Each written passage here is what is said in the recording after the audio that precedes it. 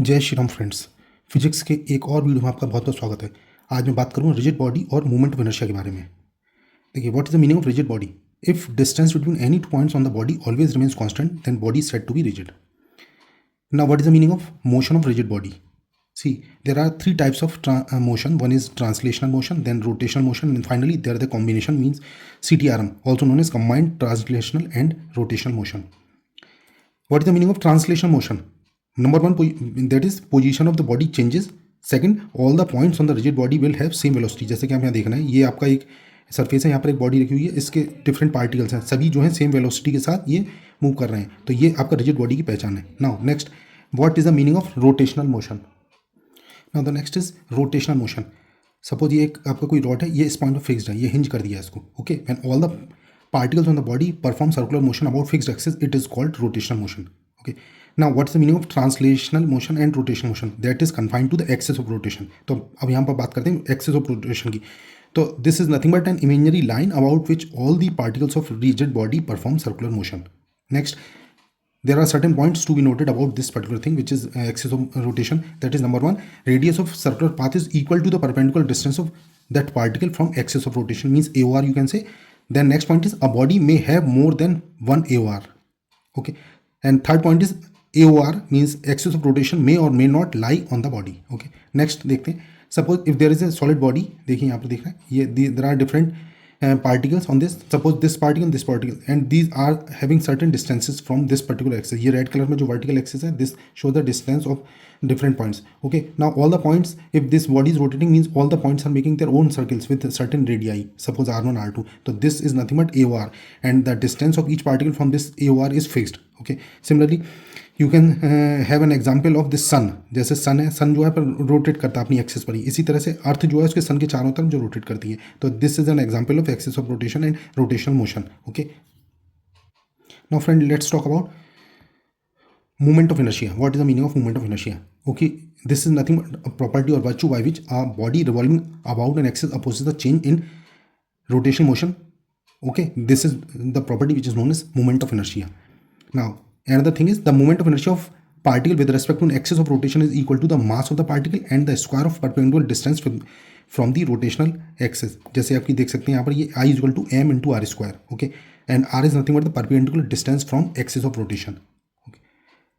Suppose there is a system of particles, so okay, then we have to calculate the moment of inertia of system of particles. For example, this is axis of rotation, there are different particles at different distances. For example, this is particle m1 at distance r1, m2 at r2, m3 at r3, up to so on for n number of particles we can have, okay. Then moment of inertia is simply m1 r1 square plus m2 r2 square plus m3 r3 square plus up to so on, or in the summation form you can say I is equal to sigma mr square, okay. So this is the basic definition of mi for SOP, means system of particles के लिए definition हमने दी है, okay. Now what are the factors which govern the moment of inertia? So moment of inertia basically depends upon three important factors. Number one is mass of the body, then mass distribution of body, for example the body shape, size or density you can say, and third important thing is position of axis of rotation. तो इन चीज़ों पर आपका moment of inertia depend करता है। Now moment of inertia किन चीज़ों पर depend नहीं करता, ये भी जानना चाहिए। तो moment of MOI does not depend on angular velocity, angular acceleration, torque and angular momentum. तो these are certain parameters which do not govern the moment of inertia. ना कुछ और बातें और जान लेते हैं दोस्तों, जैसे कि for example unit of movement of inertia is nothing but kilogram into metre square in SI, means this is MKS unit, and gram into centimetre in CGS unit, okay. Next, as the distance of mass increases from the rotation axis the MI also increases, जैसा हमने फॉर्मूले में देखा, okay. Next point is MI is a tensor quantity, but for fixed axis rotation it can be considered as a scalar quantity. So these are another points which are to be remembered. अब देख लेते हैं movement of inertia of discrete particle system. अभी मैंने आपको बताया था system particles में एक तो होते हैं इंडिविजुअल और एक डिस्ट्रीब्यूटेड मास होता है। तो ये हम बात कर रहे हैं डिस्ट्रीब्यूटेड और डिस्क्रीट पार्टिकल सिस्टम्स के बारे में, ओके। तो for example if you consider this basically diagram in which they are different masses से m1 m2 m3 up to n particle system is there having different distances with respect to AOR। तो this is axis of rotation. तो इसके respect में अगर देखिए हम इसको define करेंगे मूवमेंट ऑफ इनर्शिया, तो this I is nothing but m1 r1 square plus m2 r2 square plus m3 r3 square plus up to so on up to mn rn square, okay. और in summation form you can say I is equal to sigma I is equal to 1 to n mi into ri square, where I is number of the particles in the system. तो this is the basic idea of movement of inertia of discrete particle system. Now see friend, we can have a question which is interesting problem. To consider, suppose in this question there is a square of length L and there are four masses placed on the four corners of this. So M1, M2, M3, M4, all these masses are kept on the different corners. अब मान लीजिए ये सारे masses equal हैं, okay, और इनकी length जो square की एल है, तो हमें यहाँ पर जो मोमेंट ऑफ इनर्शिया कैलकुलेट करना है, हमें 5 मोमेंट ऑफ इनर्शिया कैलकुलेट करने हैं, I1, I2, I3, I4 and I4. Now what is the meaning of I1? I1 is this axis. आप यहाँ पर जो देख रहे हैं रेड कलर की एक्सिस है जो इसके प्लेन में है, which is perpendicular to this, okay, I1. Then I2, where is I2? I2 is this horizontal axis like this. Similarly I3 जो है जिस पॉइंट विच इज परपेंडिकुलर, जैसे मैंने ये पेन रखा हुआ है, ये जो आपका जो स्क्रीन है उसके परपेंडिकुलर एक्सिस है, I3 है. Then I4 is again this one which is at center but perpendicular to the plane of this screen, and I5 is just this one in the plane of this screen and diagonal. Okay, so you have to calculate the moment of inertia. तो यहाँ लिखा हुआ भी है कि I1, I2, I5 are in the plane of figure and I3, I4 are in perpendicular to the plane of figure. Okay, now see one by one. तो this is first case. In first case this I1, okay, तो जैसे मैंने आपको बताया कि I1 axis, this is the axis. Now for each and every mass you have to calculate the perpendicular distance of this I1, this axis with or each and every mass with respect to this axis. So for the length L each, this length would be L by 2 each. Okay, so you can say simply that I1 means containing four mass system. So there will be four terms. देखिए यहाँ पर four terms आ रही 1 2 3 4 m, because all the masses are equal I am saying. Then the distance of each mass from this axis is nothing but L by 2. So simply it would be m L by 2 square plus m L by 2 square plus m L by 2 square plus m into L by 2 square. Now this would simply get me the value of m into L square. So finally the answer would be I1 is equal to ml square. Now second case is like this. Second case में क्या है, ये वाला जो आपका horizontal axis है, okay, तो यहाँ पर देखिए now this axis I2 is passing through two masses. तो ये जो मासेस कि ये वाला जो आपके एक्सिस है पास हो रहा है, this the distance of this m, this to m would be nothing but zero. Okay, तो only we are left for calculating the moment of inertia for remaining two masses, because for other two the distance would be l. तो this would be I2 equal to m into zero square plus m into zero square plus m into L square plus m into L square. Okay, तो I2 comes out to 2ml square. तो यहाँ से दोस्तों हम देख सकते हैं कि I is not fixed for a particular body, तो एक्सिस पर डिपेंड करता है जिस एक्सिस के लिए आपको कैलकुलेट करना है. सिमिलरली केस थर्ड में हम देखेंगे, ये आपका डायगनली लिया है उन्होंने, ओके, मतलब ये डायगनली कह रहा हूँ, ये वाला इस पॉइंट पर इसके परपेंडिकुलर है. तो इस m की डिस्टेंस इस पॉइंट से जीरो हो गई, ओके, परपेंडिकुलर टू प्लेन है. तो हम यहाँ पर देख सकते हैं यहाँ पर केवल 3 टर्म्स आएंगी, okay, because this mass is having zero distance with respect to this point. So we are left for only 3 masses. तो ये तीनों मासेस के लिए आप कैलकुलेट करिए. इस मास के लिए कैलकुलेट करें तो लेंथ L हो जाएगी, ओके, तो m इंटू एल स्क्वायर.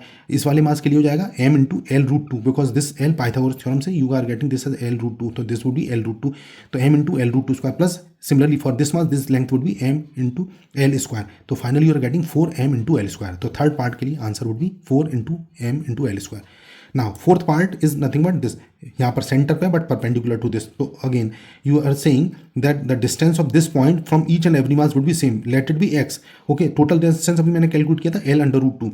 तो ये जो x होगा डिस्टेंस इस पॉइंट से इस पॉइंट तक का जो डिस्टेंस होगा, देखिए ये वाला जो डिस्टेंस होगा, ये वाला सी दिस वन, ये वाला डिस्टेंस जो होगा, ये distance is nothing but this x is nothing but l root 2 by 2. Okay, तो what I can say x is equal to root 2 l by 2, तो this is l upon root 2. तो you can say I4 is equal to mr square plus mr square plus mr square plus m square, because all the distance are symmetric with respect to this centre. So you are saying 4m to m into r square, so 4 into m l by root 2 whole square. You are getting finally I4 is equal to 2m into l square. And finally fifth जो portion हमारा था, हमने एक axis और ली थी ये इस तरह डायगनली पास हो रही है रेड कलर की एक्सिस.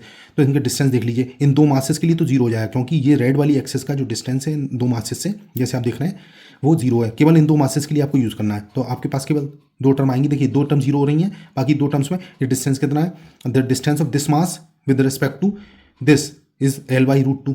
ओके, जैसे मैंने आपको बताया था ये टोटल डिस्टेंस का हाफ हो जाएगा, तो दोनों केस में हो जाएगा और ये जीरो हो जाएंगी. तो m into L upon root 2 का whole square plus m into zero square plus m into L by root 2 का whole square plus m into zero square. तो आपके पास फाइनल आंसर आ जाएगा I5 is equal to m into L square. इस तरीके से ये क्वेश्चन के पांचों पार्ट में I के डिफरेंट वैल्यूज हमने कैलकुलेट की. ओके, तो दोस्तों इस तरीके से क्वेश्चन. चलिए कुछ क्वेश्चन और देख लेते हैं दोस्तों. देखिए अब नेक्स्ट क्वेश्चन है, the movement of inertia of a body about a given axis of rotation depends upon number 1 the distribution of mass, distance of particle of body from the axis of rotation, shape of body in all of the way. तो हम देखिए हमने जैसे समझा कि distribution मास पे भी depend करता है. ओके, आपका ये डिस्टेंस ऑफ मास पे भी डिपेंड करेगा.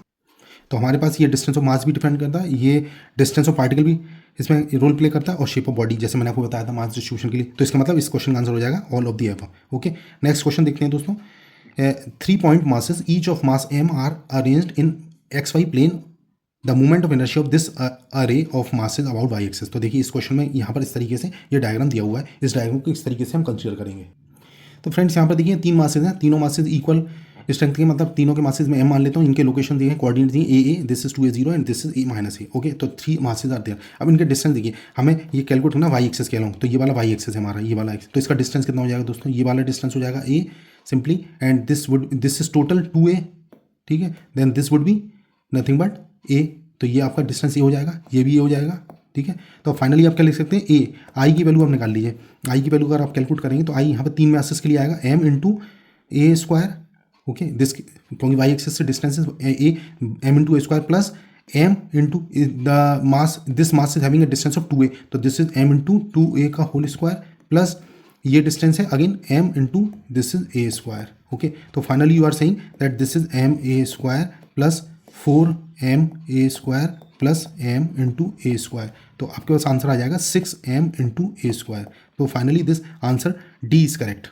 ओके, नेक्स्ट देखते हैं, the movement of inertia in rotational motion is equal to. अब यहाँ पर देखिए, हम जैसे हम समझते हैं कि angular velocity of linear motion है, मास ऑफ लीनियर मोशन है, फ्रीक्वेंसी ऑफ लीनियर मोशन और करंट। तो यहाँ पर लीनियर मोशन में जो मास रोल प्ले करता है वही चीज़ एंगुलर रोटेशन मोशन में आपको मूवमेंट ऑफ इनर्शिया प्ले करता है, इसका दोनों इक्वलेंट है, तो इसका answer B answer is correct. Okay, next देखते हैं, देखिए 3 particles each of mass m are situated at the vertices of an equilateral triangle ABC of side 1 L, ये सब इक्विलेटरल ट्राइंगल है, इसके मासेस m दे रखे हैं। Okay, the movement of inertia of the system about a line AX, this AX perpendicular to AB, this line AB and in the plane of ABC will be equal to, तो हमें calculate करना है। तो friends इसमें आप इनके distances देख लीजिए, क्योंकि ये L है तो ये डिस्टेंस कितना हो जाएगा टोटल, ये देखिए अगर इसे परपेंडिकुलर ड्रॉ करता हूँ यहाँ से, तो ये डिस्टेंस मेरा L/2 होगा, ये L/2 होगा और ये भी L/2 है। तो सारे मासेस का डिस्टेंस जैसे हम इन मूवमेंट ऑफ इनर्शिया के फॉर्मूले के लिए देखेंगे तो आई जो आएगा फाइनल एवरेज AY, मतलब AY के अलॉन्ग निकालना है ना, मैं AY।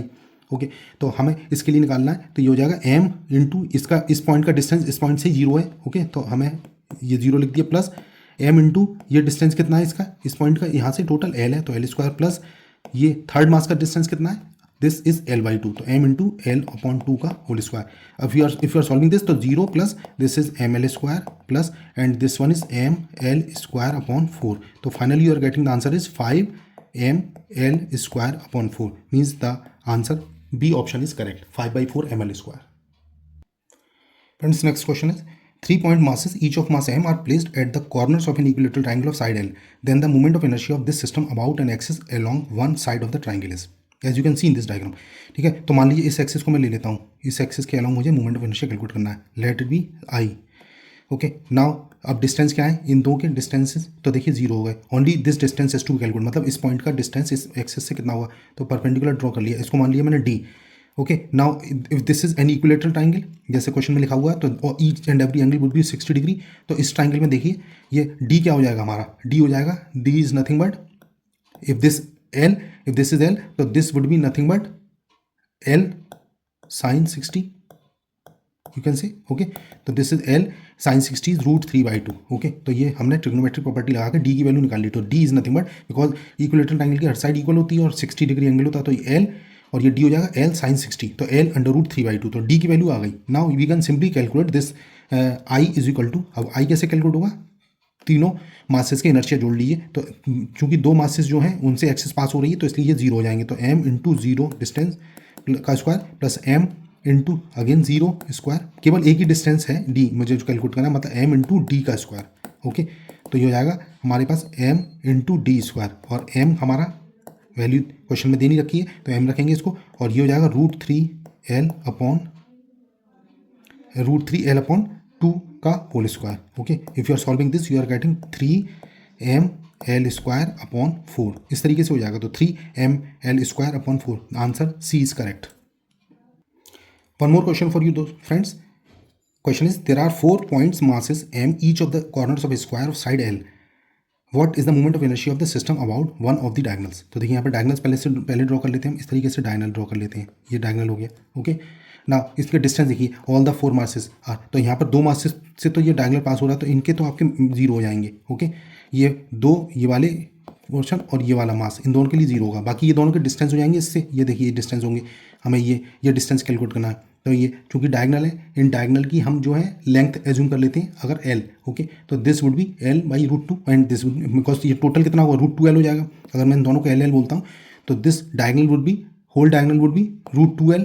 ओके, तो इसका हाफ हो जाएगा, तो ये जो डिस्टेंस हो जाएगी basically D is equal to हो जाएगी हमारी, ये वाली जो डिस्टेंस है दैट वुड बी √2L/2, तो दैट इज L/√2। तो अब हम कैलकुलेट कर सकते हैं I की वैल्यू। ओके, क्योंकि हमें चारों मासेस के लिए डिस्टेंस पता है, 2 केस में तो 0 है, तो m इंटू 0², फिर हम m इंटू अगेन 0², और 2 मासेस के लिए डिस्टेंस सेम है, तो m इंटू L/√2 का whole square plus m into L/√2 का होल स्क्वायर।